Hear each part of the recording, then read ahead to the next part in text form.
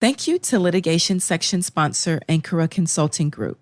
Ankara is an independent global expert services and advisory firm delivering services and end-to-end solutions to clients at critical inflection points. Ankara Consulting Group helps clients protect, create, and recover value. For more information, visit ankara.com. That's ANKURA.com.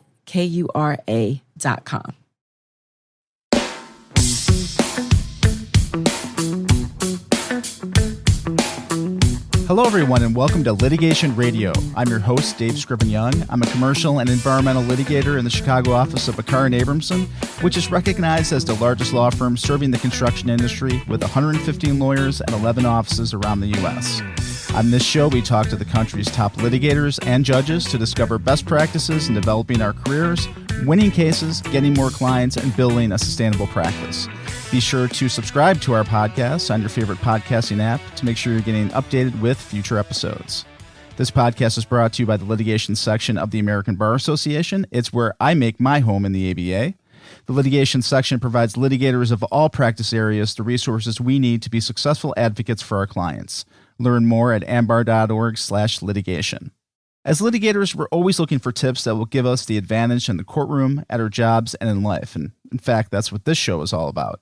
The whole law school experience teaches us that being smart and hardworking will lead to success. But my guest today firmly believes, and I think life experience confirms, that our network actually is the unfair advantage that we can have in life. And my guest today on today's show is Jordan Harbinger. Once referred to as the Larry King of podcasting, Jordan is a Wall Street lawyer turned interview talk show host and a communications and social dynamics expert. He has hosted a top 50 iTunes podcast for over 14 years and receives over 11 million downloads per month, making the Jordan Harbinger Show one of the most popular podcasts in the world. On his show, he deconstructs the playbooks of the most successful people on earth and shares their strategies, perspectives, and practical insights with the rest of us. Jordan, so pleased to have you on the show today. Welcome. Thanks for having me on. I appreciate it. Well, your podcast seems to break all of the rules that I've heard about, from podcasting gurus who say you have to have a real narrow niche. And from my research on your show, your topics seem to vary widely, like episodes such as discussion of the narco cartels, the science of pain, which I really thought was really interesting. Why do you think your show is so successful? Well, I did start off with a narrow niche 15 years ago. And as I sort of built a reputation as an interviewer and as a host, I was able to branch out a little bit each year or every few years. And I started to experiment with wider variety of guests, going from like, okay, this one's about body language, but I kind of wanted to do this one with a drug smuggler because it was going to be really interesting. And the audience would say, you know what? That was really good. More like that. Even though we come to you for this, we'll stay with you for that. And that was really interesting to me because, yes, you're supposed to stay in this niche according to all the gurus, but at the same time, I built enough trust or cachet or whatever you want to call it with my listener base that it became okay for me to do whatever I was interested in slowly and over time. And that's worked out quite well. Now, I'm not saying everybody who listens to all the drug smuggler episodes is also listening to all the neuroscience episodes. That's fine. There's plenty of people not doing that. But at the same time, you did it yourself. There are plenty of people who go, well, if Jordan's interested in it, there's a 80% chance I'll be into it. Why don't I give it a shot? That's not built necessarily overnight. And I realize that this is something that doesn't always work well in podcasting, especially because there's so much variety out there.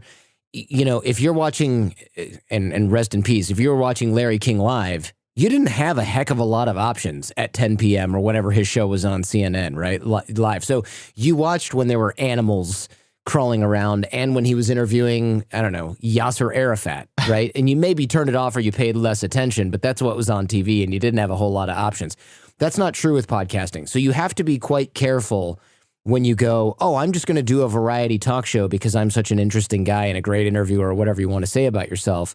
You can pat yourself on the back all you want, but everybody else can sort of change the channel real easily, so to speak. And so I'm really careful to still stay in what I would call the niche of learning and education. So while I might have a drug smuggler on, he's still giving us an inside look into something esoteric. The neuroscience thing, you're still learning about how pain works. So it's for curious minds that want to learn how something works and not just get a basic overview. And while that's not a niche or a genre, it is a style. And I think I still center around that. I don't go into political division, drama, celebrity news. I won't ever delve into that stuff. And that's because it's outside. There's just, frankly, not much to learn about yourself or the world by engaging in that kind of small-minded, I'll just call it nonsense because it's nonsense, right? Sure. That to me is why I'm able to expand outward, but it's not just, I'll just do whatever I want today and that's fine because I got a great audience. I try to still be respectful. There are guidelines of things that I do when I select a topic, such as, is the audience going to learn something? Are they going to feel this is valuable for their time? I look at it like being a lawyer, right? I'm an advocate for the audience. And so I can't waste a bunch of their time because that's against my, let's call it fiduciary duty, for lack of a better term. I can't sit there and run up the clock and say, well, I just needed some place to put my McDonald's ads, right? I need to do something that is going to be of value for them because you don't get a ton of, especially in this day and age, you don't get a ton of, well, that episode was kind of not my thing, before people say, I'm just not going to listen to this guy anymore. So you have to be very careful. It's an attention economy. That makes sense. And you mentioned being a lawyer, and I know you were on Wall Street for a little while, focusing on real estate finance and mortgage-backed securities. And right before the Great Recession hit. So what happened there? Obviously, and I was affected by the Great Recession as well. So that was I guess, bad timing to be in the mortgage-backed securities business. Yeah, it wasn't a great time, but it worked out really well for me, I will say, because if it had been total boom and nonstop work and 60-hour work weeks, I would have quit podcasting because I was already podcasting back then, right, since 2006. I would have gone, I don't have time for this. And then when I got my job offer, or I should say informal job offer with Sirius XM, where I was moonlighting while I was working on Wall Street, I wouldn't have had time to run up to Times Square on Friday nights at 6 p.m., 7 p.m., whatever it was. They would have had me in the office till 11, 6, 7 nights a week. Since we didn't have a whole lot going on, and then they said, well, this might be a situation in which we have to lay some people off, I kind of ran to HR and was like, so is there a deal? Because they were saying, hey, well, we'll pay you full salary and benefits, but you have to go on the job hunt and all this stuff. And I was like, okay, how do I sign up for this? Everybody else was panicking. I was like, how do I sign up for the thing where you keep paying me, but I don't show up? And they were like, great. Do you have something else lined up? And I was like, I don't know, maybe. And they're like, well, you should probably get something else lined up. And what I didn't want to say was, I'm doing radio and, everyone knows about it but you. So like the partners in my department were cool with it, but they were like, you might not want to let HR know you have another job because they might not want to keep paying you if you have another job. Sure. And how did you end up with that talk show job? Was it somebody who was mentoring you or part of your networking? How did you end up there? Yeah, what happened was I was doing the podcast for a while. I thought, this is pretty good, pretty fun. I really like it. I got a friend of a friend ended up with a guest spot on Sirius XM satellite radio on a show that he'd gotten booked on by a producer. He was like a liquor guy. And he drove up from Virginia and he did it. And they said, oh, we got to have this guy back. And they offered to have him back. And he said, I'm not going to drive from Virginia to DC, from Virginia to New York, my bad, to do this. And then he just said, you should have these other guys on. They're interesting. And he sort of threw it to us.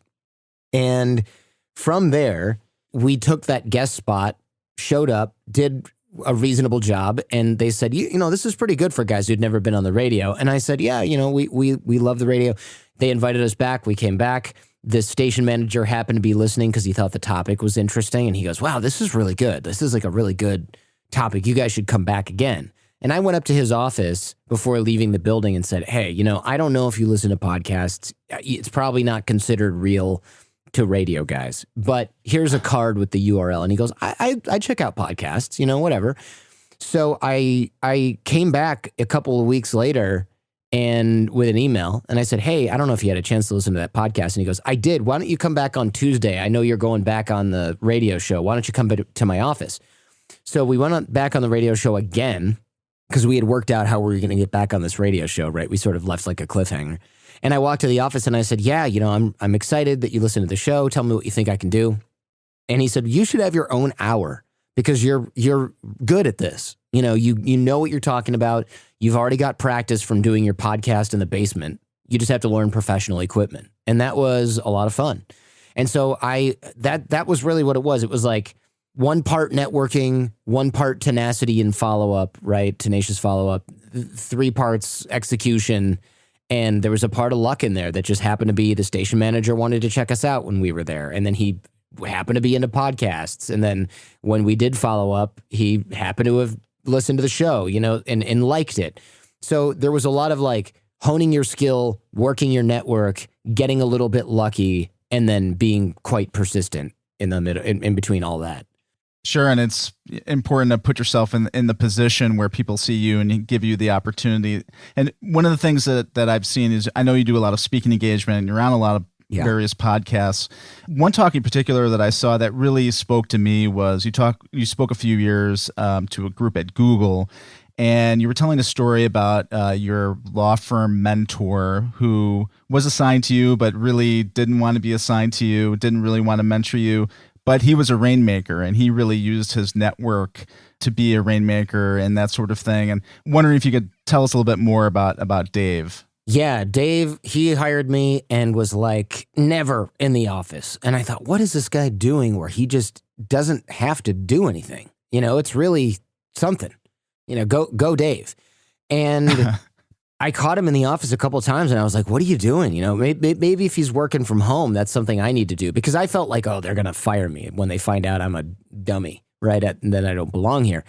And so I really wanted to figure out how to work from home. And that's what I assumed Dave was doing. So I said, hey, can you tell me what's going on? How do you end up working from home so much? And he was like, well, I'm not really working from home. And that's when he clarified that he was out generating business for the firm. And it had never really occurred to me that he was out generating business for the firm, if that makes sense, right? I just assumed he was working from home, because what could you possibly be doing outside? And that's when he was like, well, our clients, if they're playing squash or they're cycling or they're running or doing jujitsu, like I should be there with them. And I was thinking, yeah, maybe you should, but don't you have work to do? And he's like, listen, I'll bill hours, but I'm not worried about getting to 2,000 billable hours or whatever it was to get my bonus. I need to generate business for the firm, because if I generate one deal a quarter, and he was generating way more than that, I assume, if I generate one deal a quarter, I'm already getting, I think they get whatever X% of that deal. And he goes, your billable hours bonus is going to be like XYZ, right? It's going to be this much. But if you bring in a deal every quarter, it's going to be this much times 3, And he goes, so if I just focus, basically what it had worked out to is that he was more valuable cycling, doing jujitsu, playing golf, going to charity events, and playing squash and running than he would have had to bill like 5,000 hours a year, right? Which is impossible, in order to generate the type of money that he was generating just by having clients be like, you know what, I know, like, and trust you. Here's the Lehman Brothers thing that we're working on. And that would generate him a ton of money, because he gets a percentage of all the fees, right? So he would still run the deal, but it was like, he was really out there, like you said, rainmaking, and none of the other partners seemed to really have any idea how that was done. I shouldn't say none. Many of them / most of them, they were always in the office, and I'm sure they billed a lot of hours. But I will say this, when the firm started to go under, when we started to sense that the winds were shifting, winds were changing, he walked out and walked into another firm, and I saw him all the time because it happened to be in the same building where Sirius XM satellite radio was, where I was working, and he'd be like, hey, don't I know you from, and I'm like, yeah, you do. And he's like, oh, are you also at this firm? And I was like, no, I'm on Sirius XM satellite radio. And he's like, oh, good for you, right? So it was kind of funny to see him in the elevator at that firm. But all the other partners that I knew, almost all, they retired early. And so what that told me was, he had a smorgasbord of offers because he had a book of business, and everybody else just had this sort of siloed knowledge, maybe even specific to the firm, that was like, here's how we handle real estate, mortgage-backed security, derivative products. And it's like, well, not a whole lot of demand for you guys now. Right. There's service partners. Right. And so this guy, he went, well, I can bring my investment bank clients pretty much anywhere, because those investment bankers are just going to make new products. Yeah. And the question that I have is, they don't teach any of this in law school at all. They teach you about the law. They tell you, you're going to, work your butt off. You're going to do all this stuff. You're going to get a job, and then you're just going to bill hours. And did I read somewhere that you actually taught a course at your law school on networking? I did. It wasn't like a formal networking 101 sign up here for an elective. It was, I went to career services and I said, hey, I've been working on this networking stuff. And they were all big on that, right? But their version of networking was, come to a mock interview that's going to be held in a hallway because we don't have enough the clipboard that people were signing up with is missing. And it's going to be 5 minutes long. And they would go, hi, why do you want to work here? Okay, yeah, your answers are fine. You're fine. And I'm like, I'm not prepared for this. Or they'd go, you should have more notes when you come in. And I'm like, how do I get those? And they're like, just Google the law firm and the person you're talking to. I'm like, really? And that's it? Whereas my stuff was like, go on LinkedIn, find out their personal interests. Do you have anything in common with them? If someone's really into squash and played varsity rugby in college, did you play varsity rugby in college? Start talking about that. Figure out what you can riff on. If they take you out to lunch, don't act like you don't have a personality because you don't want to offend anyone. It's better to have these topics lined up, talk about them, get them talking about themselves. Like I had all these advanced like body language and rapport generation stuff. In career services was like show up with a business card. It was just kind of like 1968 called and wanted their networking tips back. And so they were like, oh, well, why don't you teach this to people? And I said, sure. So they sent out an email. And they said, well, you have 6 signups. And of course, 4 people showed up and it was all women. And I thought, oh, that's weird. And later on, it became really obvious. All the guys said, I don't need to network. I'm an amazing person and I'm so great, because that's what law school was like at Michigan anyway. And the women were like, this is a boys club and I'm going even deeper into the cave and I need all the tips I can get to network with other women. And I thought, that makes a lot of sense. So here's this dude teaching a bunch of women how to network with other women and men for that matter. But the room was always locked. It was always super hot. There's no air conditioning in the Lawyers Club at Michigan. So I said, you know what? If it's just going to be you, why don't we go to a bar or a restaurant or a coffee shop where it's not 75 degrees in the shade, or 85 degrees, I should say, in the room.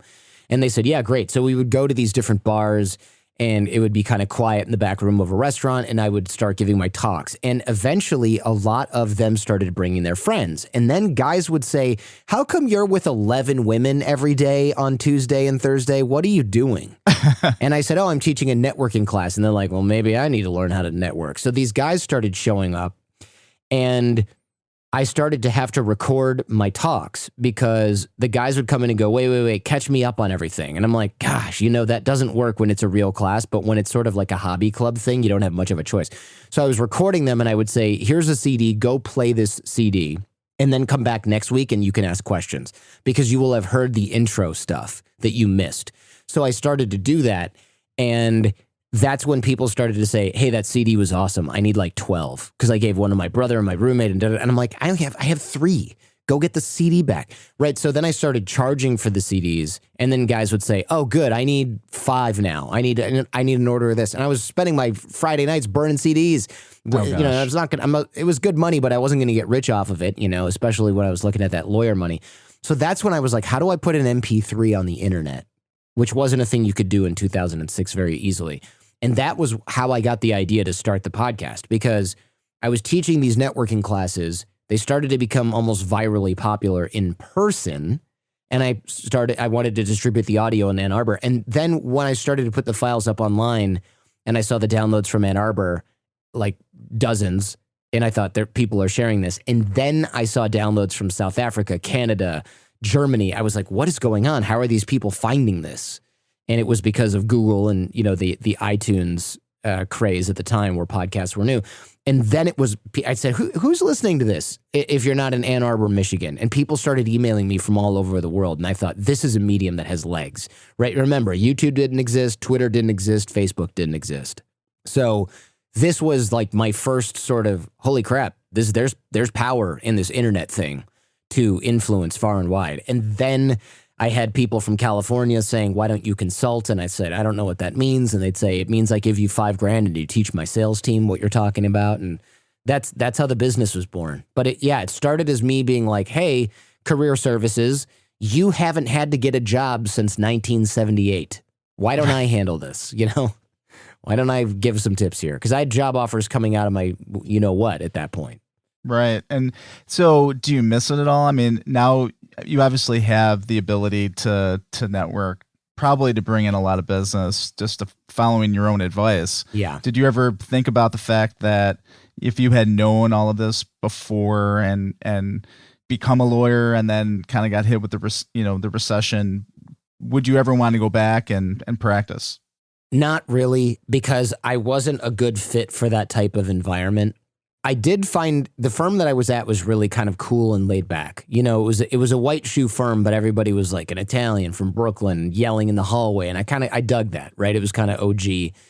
But before that, I had worked at Linklaters, which is this British law firm, which I found to be modern and okay, but it's really hard to... British lawyers, man, nice guys, but holy cow, there's a certain air in there that you just can't. You can't let it's stuffy. I'll just leave it at that. And I was not a good fit for that. Go figure, right? And I would say things like, what about this and that and the other thing? And then the partner would call me in. Here's an example. I was in the elevator leaving one Friday night when I was stationed in London, and one of the partners was in there, and he said, "Oh, do you have plans for the weekend?" And I said, "Yeah, I'm going to go check out this, that, and the other thing. And what about you?" And he said, "Oh, I've got a fishing cabin." And he kind of got quiet and he walked out.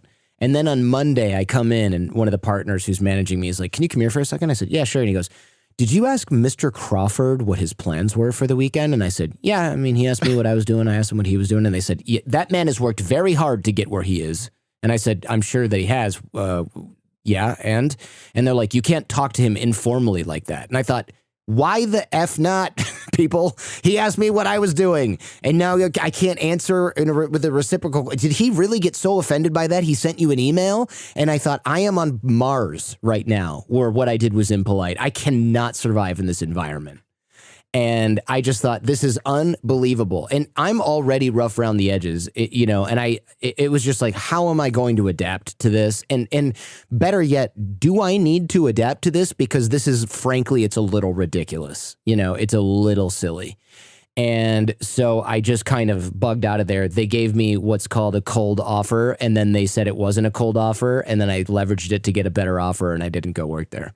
So that was a very strange experience, and I thought, I can't have a lot of these, and that shouldn't have happened. But also, 15 years later, I'm going, no, that was weird. That wasn't a me thing. That was a British lawyer weirdo thing, and not a good environment for me.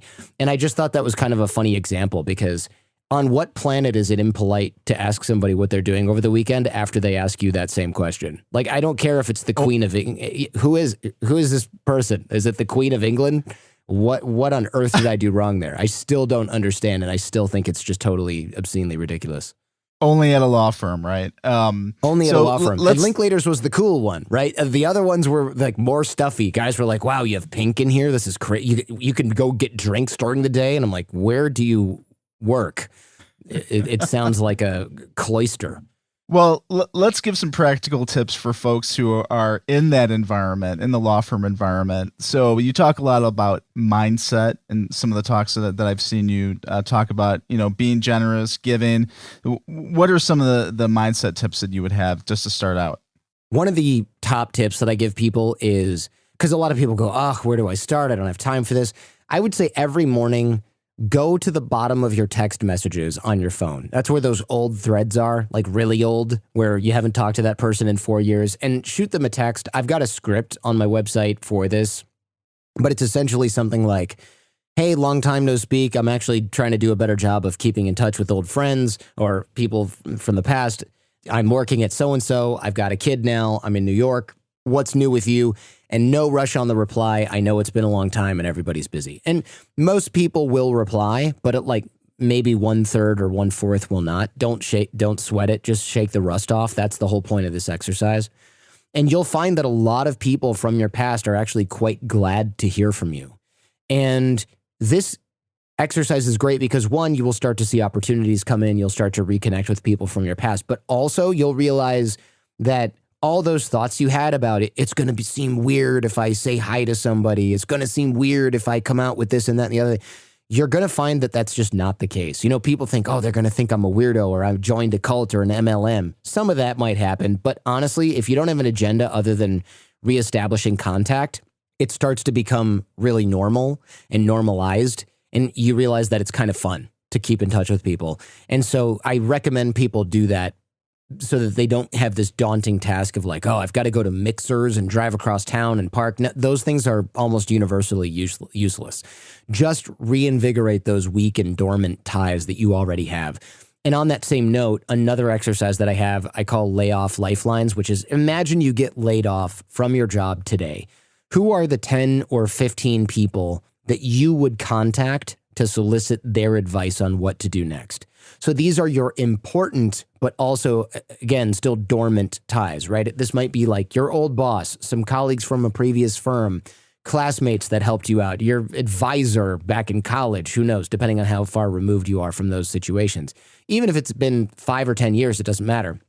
Make a list of those people and then reach out to them now when you don't have an agenda or you need anything specifically, right? It's less awkward because, again, you're agenda free here, and it gets momentum going. It ends the cycle of procrastination because, look, I know you got 100 things to do. You know what 99 of them are, but outreach isn't one of them. It'll help you kick off the rust, but you'll be so surprised at about how 9 out of 10 or 10 out of 10 of those people are so just thrilled to hear from you that you realize that reaching out to people is fun and not a weird thing where you feel awkward the whole time.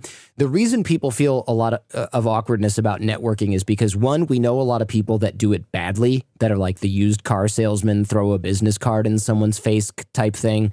Those people are irritating. We're not going to become like that, or they think, oh, but last time I did this, it was so weird. Well, you did it because you had gotten laid off or fired or you needed something. So you said, hey, how about those New York Mets, huh? Do you have a job I can have? And that's awkward because you did it wrong.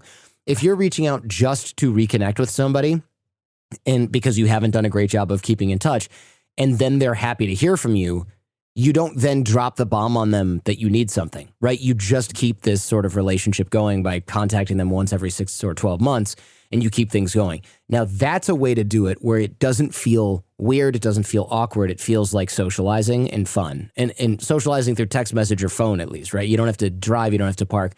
And then in 2 years, if you do get laid off, you can reach out to these same people and it's not awkward because no one in their right mind is going to think, he contacted me 2 or 3 years ago just to butter me up for this very moment, right? That's not really what's going on. It's when you have an agenda that you feel that little bit of shame with your tail between your legs and like you feel embarrassed. And as well, you should. If you dig the well before you get thirsty, there's nothing to worry about. You mentioned in-person events where you're kind of, people throw business cards at each other. What other sort of mistakes do you see professionals like lawyers making when they attempt to build their network?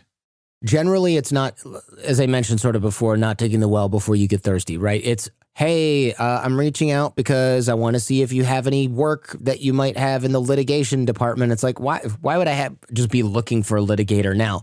You want to be top of mind when they need you, not you reaching out to them and hoping the timing is perfect. I mean, what are the odds that you reach out to somebody and they're like, what's funny? I just got served this morning and don't have an attorney. Come on.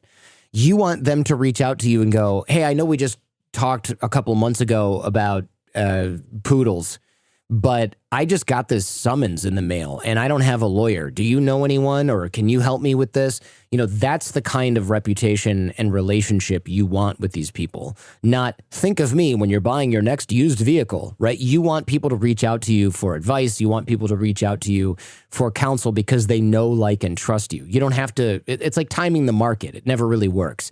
You want people to think of you when they need a lawyer.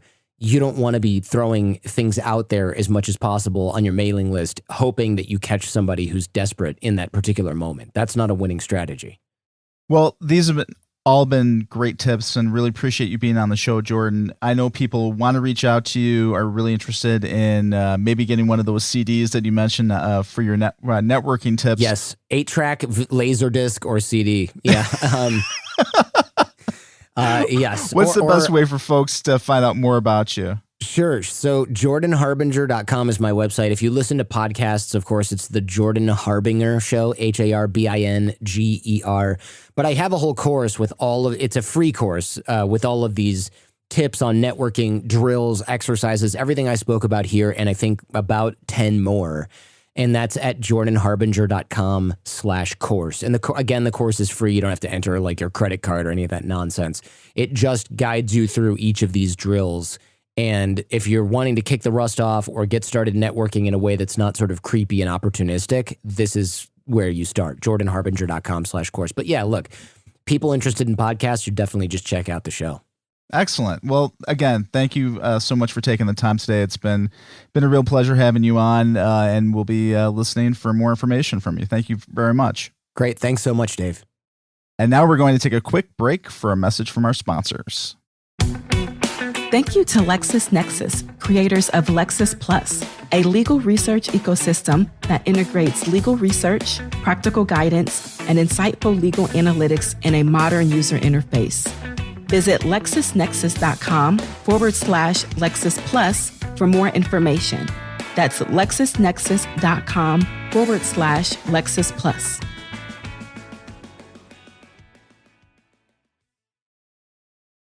And now it's time for our quick tip from the ABA litigation section. I'm pleased to welcome back Latasha Ellis to the show. Latasha is a litigator in the Washington, D.C. office of Hunton Andrews Kurth, focusing on insurance coverage cases. Welcome back to the show, Latasha. Hi, Dave. Thanks. It's great to be back. Wonderful. Well, I understand you're going to talk about deposition issues today. So what's your quick tip? So I wanted to talk about a few tips for preventing errors with deposition errata forms. And in most depositions, the deponent opts to read and sign the transcript, invoking Federal Rule of Civil Procedure 30E. Now, this rule allows the witness to make changes in form or substance to his or her sworn testimony after the deposition has concluded.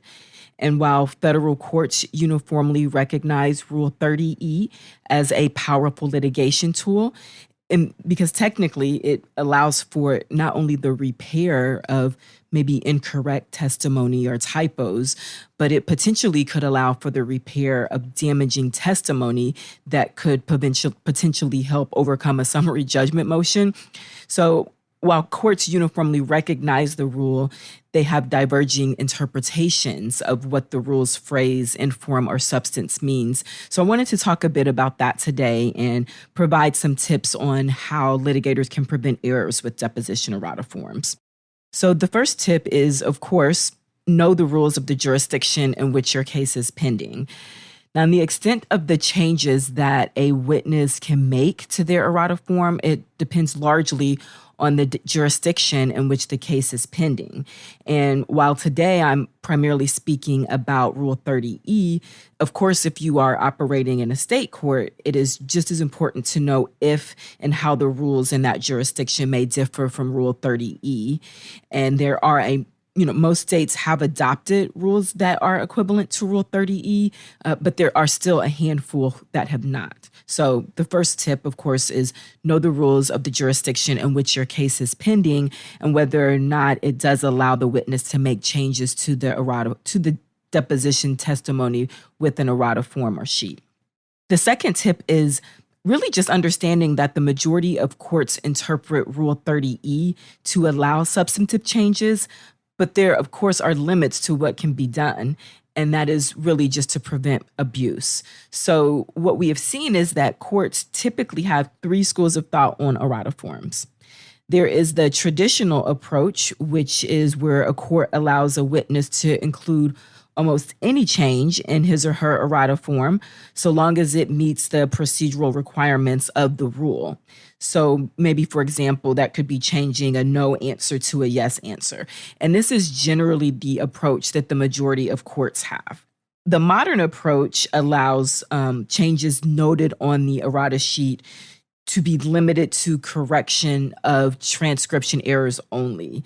And so this is thought to prevent someone from altering testimony that was said under oath, which again is one of the most important reasons why you should make sure to prepare your witnesses for deposition and hopefully put them in a position to provide artful and thoughtful responses in advance. So if you are in a court that takes a modern approach to errata sheets, you don't have to worry about the inability to not be able to correct that testimony. And then the third approach that some courts take is really just a case-by-case approach. This is probably the most common in state courts, and this is where the courts consider both the nature and the timing of the changes to the errata sheets. So, for example, maybe the court would reject a change that would materially contradict court testimony or deposition testimony if it's really close to trial. Of course, in federal court, there's a timing that governs when the errata sheet has to be turned in, but a lot of state courts don't have those rules. So the second tip is understanding that the majority of courts interpret Rule 30E to allow changes, but what those substantive changes can be may be limited. And the third and final tip is really just making sure that substantive changes are corrective and clarifying. The reason for that is really because the original answers to the deposition, they will always remain a part of the record and it can always be used at trial. So while most courts do allow a witness to make substantive changes to a transcript with an errata form, a witness's ability to do so, it is not unfettered. And the reason provided for making changes to errata sheets should, of course, explain why the change was made, because the party taking the deposition has, of course, various avenues to challenge a witness's errata sheet if the reason for a change is unsatisfactory. So the third and final tip was substantive changes should be corrective and clarifying. And so just a brief recap, the tips to preventing errors with deposition errata forms is 1, knowing the rules of the jurisdiction in which your case is pending. 2, understanding that the majority of courts interpret Rule 30E to allow substantive changes, but that is not without limits. And 3, substantive changes should be corrective and clarifying because the original responses always remain a part of the record and the party taking the deposition can always challenge the errata sheet. So there are multiple schools of thought on the purpose of the deposition errata sheet. Some litigators believe a witness can use an errata sheet to correct typos and transcription errors, and that should be the only reason why they are used. Other litigators look at it as strategy that could allow a witness to correct not only transcription errors, but also to make substantive changes to his or her testimony that could help defeat a motion for summary judgment later down the line. Either way, given the importance of deposition errata sheets in the litigation process, it is super important to know the permissible uses of the errata sheet, and it's equally important to use that to protect your witnesses and your case. Well, excellent tips, Latasha, and a great reminder to check your jurisdiction's rules on deposition errata sheets. Thank you so much for being on the show today. Thanks for having me. Well, that's all we have for our show today, and I'd love to hear your thoughts about today's episode. If you have comments or a question you'd like me to answer on an upcoming show, you can email me at dscrivenyoung without the hyphen @gmail.com and connect with me on social. I'm at Attorney DSY on LinkedIn, Instagram, Twitter, and Facebook. You can also connect with the ABA litigation section on those platforms as well. But as much as I'd like to connect with you online, nothing beats meeting in person at our next litigation section event. So please make plans to join us at the ABA annual meeting in Chicago in August. To see the full schedule of litigation section events, go to ambar.org/litigationannual. And if you like the show, please help spread the word by sharing a link to this episode with a friend or through a post on social, and invite others to join the show and community. If you want to leave a review over at Apple Podcasts, it's incredibly helpful. Even a quick rating over at Spotify Podcasts, it's super helpful as well. Finally, I want to quickly thank some folks who make this show possible. Thanks to Michelle Oberts, who's on staff with the litigation section, for her help, as well as our fabulous producer, Rich Rivera. Thanks, Rich, for all of your hard work. And thanks also goes out to the co-chairs of the litigation section's audio content committee, Josh Jones and Tyler True. Thank you to Lawrence Coletti and the audio professionals from Legal Talk Network. And last but not least, thank you so much for listening. I'll see you next time.